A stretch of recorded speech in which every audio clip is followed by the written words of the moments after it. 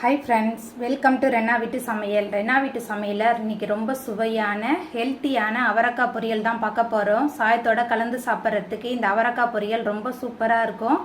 அதுக்கப்புறமா காரக்குழம்பு, புளிக்குழம்பு, சாம்பாருக்கெலாம் தொட்டு சாப்பிட்றதுக்கு அட்டகாசமாக இருக்கும். எளிமையான முறையில் ரொம்ப சுவையாக செய்யக்கூடிய ஆரோக்கியமான அவரக்காய் பொரியல் எப்படி செய்கிறதுன்னு வாங்க பார்த்துடலாம். அவரக்காய் பொரியல் பண்ணுறதுக்கு 2 ஸ்பூன் அளவுக்கு எண்ணெய் சேர்த்துக்கலாம். எண்ணெய் சூடாகி வரட்டும்.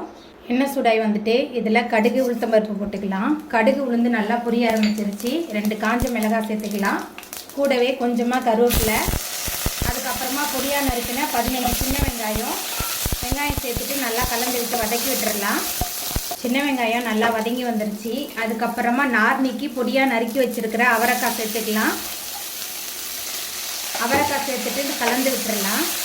ரொம்ப சிம்பிளான அவரைக்காய் பொரியல் தான். ரொம்ப ஆரோக்கியமான பொரியல். குழந்தைங்க ரொம்ப விரும்பி சாப்பிடுவாங்க. அவரைக்காய் சேர்த்துட்டு நல்லா கலந்தாச்சு. அதுக்கப்புறமா இந்த அவரைக்காய் பொரியலுக்கு தேவையான அளவுக்கு கல்லுப்பு சேர்த்துக்கலாம். கூடவே கொஞ்சமாக மஞ்சத்தூள் சேர்த்துக்கலாம். சேர்த்துட்டு நல்லா கலந்து விட்டுறலாம். உப்பு, மஞ்சத்தூள், அவரைக்காய் எல்லாத்தையும் சேர்த்துட்டு நல்லா கலந்தாச்சு. இந்த அவரைக்காய் பொரியலுக்கு தண்ணிலாம் எதுவுமே விட வேணாம். ஒரு மூடி போட்டு வச்சிடலாம். வேர்வை தண்ணி சொட்டியே இந்த அவரைக்காய் நல்லா வெந்து வந்துடும். தண்ணிலாம் எதுவுமே சேர்க்கல. இந்த வேர்வை தண்ணி சொட்டியே அவரைக்காய் நல்லா வெந்து வந்துடுச்சு.